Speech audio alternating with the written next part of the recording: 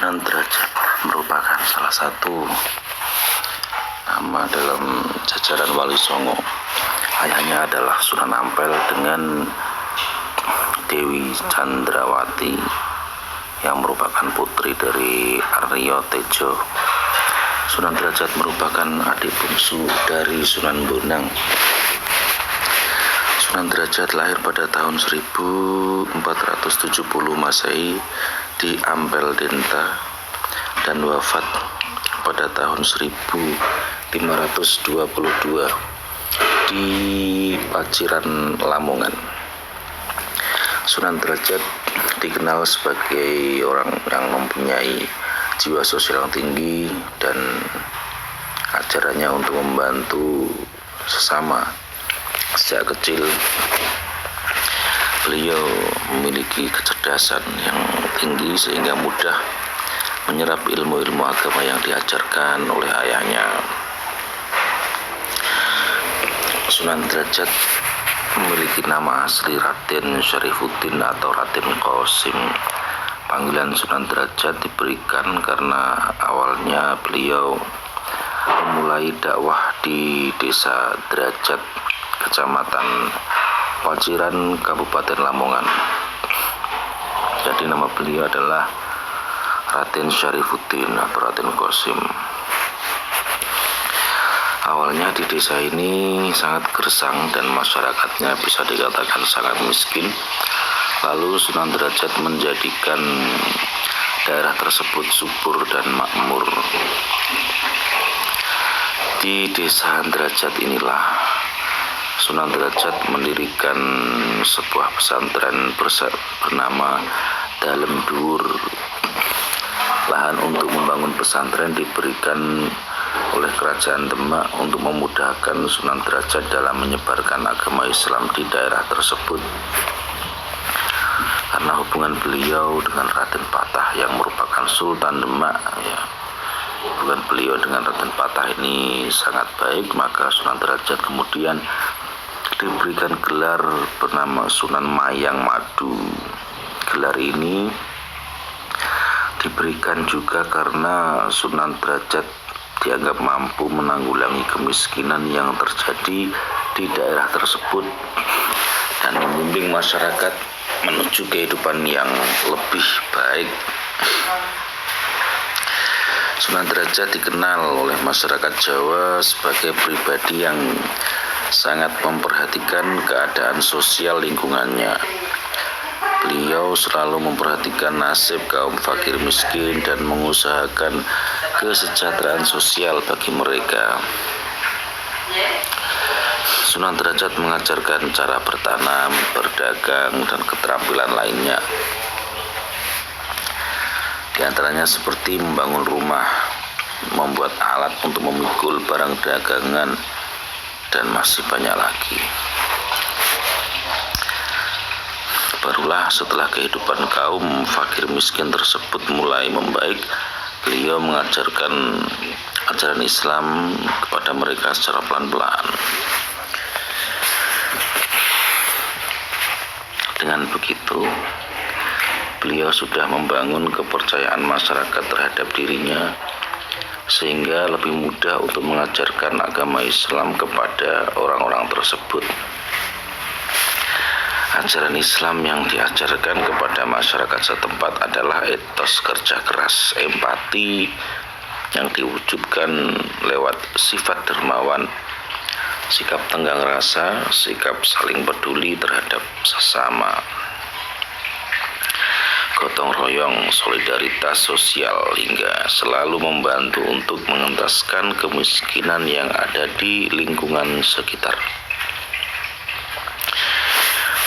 Berkat usahanya ini, selain mendapatkan gelar sebagai Sunan Mayang Madu, Sunan Derajat juga mendapatkan kewenangan dari Kerajaan Demak untuk mengatur wilayahnya sendiri sehingga memiliki otonomi sendiri.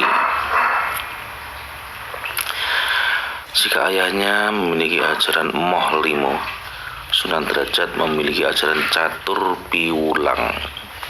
Jadi ada 4 hal yang diajarkan oleh Sunan Derajat, yaitu paring teken marang kang kalunyon lan wuto, yaitu berikan tongkat kepada orang yang berjalan di jalan licin dan buta. 2. Paring pangan marang kang kaliren, yang artinya berikanlah kepada orang yang kelaparan, berikan makan. Yang ketiga, paring sandang marang wong kawuden, yang artinya berikanlah pakaian kepada orang yang telanjang. Yang keempat, paring payung marang kang kudanan,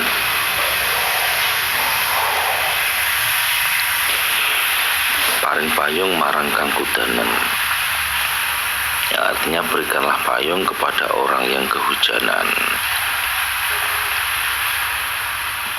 Dari keempat ajaran tersebut tentu saja kita bisa melihat kalau ajaran Sunan Derajat ini cenderung mengajarkan untuk selalu membantu dan menolong sesama. Tak hanya ajaran catur piwulang yang diajarkan oleh Sunan Derajat, tetapi juga ada pepali pitu yang juga beliau ajarkan. Ajaran pepali pitu adalah filosofi Sunan Derajat yang dijadikan sebagai pijakan dalam kehidupan sehari-hari. 1.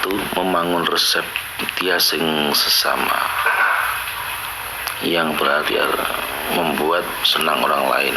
Membangun resep tiasing sesama. Jroning suku kuti eling lan waspada, yang artinya adalah di dalam suasana riang kita tetap harus ingat kepada Tuhan dan bersikap waspada. Yang ketiga, laksminating subroto tan nyipto marang pringgo bayaning lampah, yang memiliki arti kalau dalam perjalanan untuk mencapai cita-cita luhur kita harus pantang menyerah dan jangan menghiraukan halangan serta rintangan yang ada. Keempat, meper hardaning pancodrio, yang artinya kita harus selalu menekan hawa nafsu duniawi. 5. Hening henung, yang artinya adalah dalam diam akan dicapai keheningan dan dalam hening akan dicapai kebebasan yang mulia. Yang keenam, mulya guna ponco waktu, yang artinya adalah suatu kebahagiaan lahir batin yang hanya bisa dicapai dengan sholat 5 waktu. Itu meneono teken marang wong kang wuta, meneono mangan marang kang luwih, meneono busana marang wong kang buta, meneono ngiyup marang wong kang kudanan.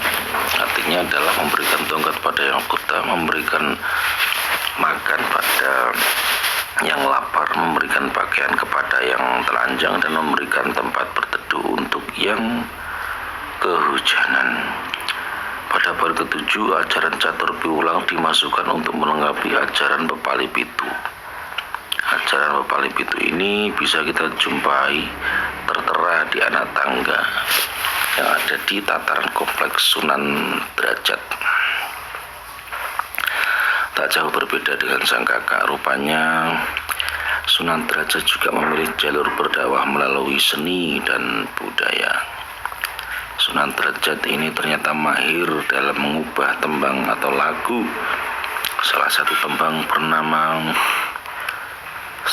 tembang ternama yang digubahnya adalah Mocopat Pangkur, yang liriknya berisi tentang cara menyampaikan ajaran kehidupan kepada masyarakat. Tembang ini memberikan gambaran bahwa manusia memiliki saat-saat di mana mereka akan mundur dari kehidupan duniawi dan beralih ke kehidupan rohaniah spiritual. Di dalamnya juga terdapat artian kalau manusia harus menyingkirkan hawa nafsu duniawi yang bisa menggerogoti jiwa manusia.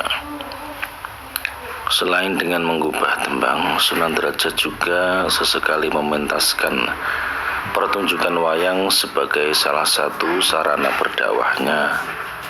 Bagaimana? Ya, bagaimana wayang itu menjadi seni yang sebenarnya sulit untuk dimainkan secara umum ya, harus latihan tertentu ini wayang. Tapi beliau Sunan Derajat mampu melakukan itu untuk menjadikannya sebagai sarana berdakwah.